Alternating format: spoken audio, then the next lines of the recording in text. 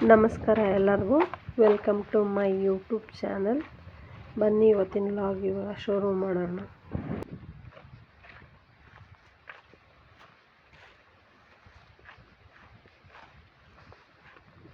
ಬನ್ನಿ, ನಮ್ಮ ಮನೆಯವರು ಹುಲ್ ಕೊಯ್ತಾ ಇದ್ದಾರೆ, ಮಾತಾಡ್ಸೋಣ ಅವ್ರನ್ನ.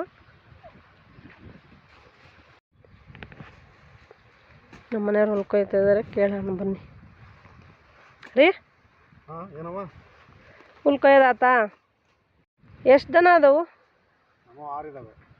6 ದೊಡ್ಡವೇನಾ? 2 ದೊಡ್ಡವು, 4 ಸಣ್ಣವು. ಎಷ್ಟು ಲೀಟ್ರ್ ಹಾಲು ಹಾಕ್ತೀರಾ? ಬೆಳಗ್ಗೆ ಎಷ್ಟೊತ್ತಿಗೆ ಎದ್ದೇಳ್ತೀರಿ? 5:30 ಹೇಳ್ತೀವಿ. 5:30 ಎದ್ದು ಸಗಣಿ ಹೊಡೆದು 6 ಗಂಟೆಗೆ ಕರ ಬಿಟ್ರೆ ಚಲೋ ಮಾಡ್ತೀವಿ. 6:30 ಗಂಟೆಗೆ ಕರ ಬಿಟ್ರೆ ಅದಾಗುತ್ತೆ. ಮತ್ತು ಡೈರಿ ಹೋಗಿ ಹಾಲು ಹಾಕಿ, ಡೈರಿ 6:30ರಿಂದ 7:00 ಲಾಸ್ಟು. ಅದರೊಳಗೆ ಹಾಲು ಹಾಕ್ಬೇಕು. ಹಾಲು ಹಾಕಿ ಬಂದು ಮತ್ತೆ ಮೇವು ಕೊಯ್ಯೋದು. ಈಗ ರಾಗಿ ಹುಲ್ ಕೊಯ್ತಿದ್ರಲ್ಲ, ಫ್ಯಾಟ್ ಬರ್ತದ? ರಾಗಿ ಹುಲ್ಲಿಗೆ ಬರಲ್ಲ, ಅದ್ರ ಮಿಕ್ಸ್ ಮೇವು ಇರಬೇಕು. ಒಣಮೇವು ಬತ್ತಲವರೇ ಇರಬೇಕು, ಬೀಜ ಸಪ್ಪೆ ಇರಬೇಕು. ಬೀಜ ಸಪ್ಪಿಗೆ ಸ್ವಲ್ಪ ಹಾಲು ಜಾಸ್ತಿ. ಬರೀ ಬೀಜ ಸಪ್ಪು ಬರೀ ಹಸಿ ಮೇವು ಹಾಕಿದರೆ ಫ್ಯಾಟ್ ಬರಲ್ಲ. ಸ್ವಲ್ಪ ಒಣ ಮೇವು ಹಸಿ ಮೇವು ಹಾಕಿದರೆ ಒಂದು 4-5 ಬರುತ್ತೆ. ಬರೀ ಹಸಿ ಮೇವು ಆದರೆ 3-5. ಎಷ್ಟು ಮಿನಿಮಮ್ ಎಷ್ಟು ಬೀಳ್ತದೆ ನಿಮಗೆ ದುಡ್ಡು, ಹಾಲಿನ ದುಡ್ಡು 1 ಲೀಟ್ರಿಗೆ? ನಮ್ಮದು 4 ಮೇಲೆ ಬಂದರೆ 33-34 ಬರುತ್ತೆ.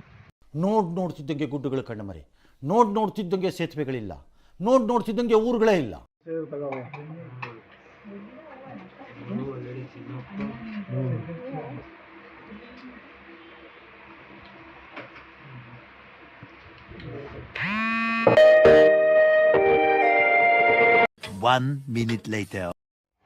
ಇಲ್ಲಿ 10-26 ಗೊಬ್ಬರ ತಗೊಂಡಿದ್ದೀವಿ. ಅದಕ್ಕೆ 5 ವರ್ಷ ಕೊಯ್ಲು ಬರೋ ಅಂಥ ಮೇವಿನ ಬೀಜನ ಮಿಕ್ಸ್ ಮಾಡ್ತಾ ಇದ್ದೀವಿ. ಈ ಮೇವಿನ ಬೀಜದ ರೇಟು 550 ರೂಪಾಯಿ 1 kgಗೆ. ಸುಮಾರು ಒಂದು 1/4 ಎಕರೆ ಅಷ್ಟು ಆಗುತ್ತೆ ಮೇವಿನ ಬೀಜ. ಈ ಥರ ಮಿಕ್ಸ್ ಮಾಡ್ಕೊಂಡಾದ್ಮೇಲೆ ಫಸ್ಟೇ ನಾವು ಸಾಲು ಹೊಡ್ಕೊಂಡು ಇಟ್ಕೋಬೇಕು. ಕಂಟಿಮೀಟ್ರ್ ಸಾಲು ಹೊಡ್ಕೊಂಡು ಇಟ್ಕೊಂಡು ಅದನ್ನು ಈ ಥರ ಬೀಜನ ಉದುರಿಸ್ಬೇಕು. ಅದು ಮಿಕ್ಸ್ ಆಗಿರೋ ಬೀಜನ ಉದುರಿಸ್ಕೊಂತ ಹೋಗ್ಬೇಕು.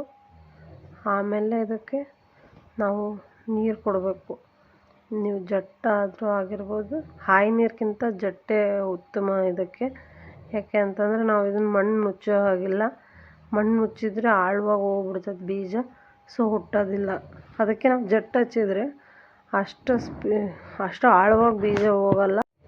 ನೆಕ್ಸ್ಟ್ ಲಾಗಲ್ಲಿ ನಾನು ಇದು ಹೇಗೆ ಹುಟ್ಟಿದೆ ಅಂತಂದು ತೋರಿಸ್ತೀನಿ, ನಮ್ಮ ಬಿತ್ತಿರೋದು ಹೇಗೆ ಹುಟ್ಟೈತೆ ಅಂತಂದು. ಬೆಳಗ್ಗೆ ರಾಗಿ ಹುಲ್ಲು ಅಷ್ಟೇ ತಂದಿದ್ವಿ ತೋಟದಲ್ಲಿ. ಇವಾಗ ನಾವು ಬಿಳಿಜೋಳ ಸಪ್ಪೆನ ಕೊಯ್ತಾ ಇದ್ದಾರೆ ನಮ್ಮ ಮನೆಯವರು. ಎರಡನ್ನೂ ಮಿಕ್ಸ್ ಮಾಡಿ ಹಾಕೋದ್ರಿಂದ ಹಸುಗಳು ಹಾಲನ್ನು ಕೊಡ್ತಾವೆ, ಫ್ಯಾಟು ಬರುತ್ತೆ.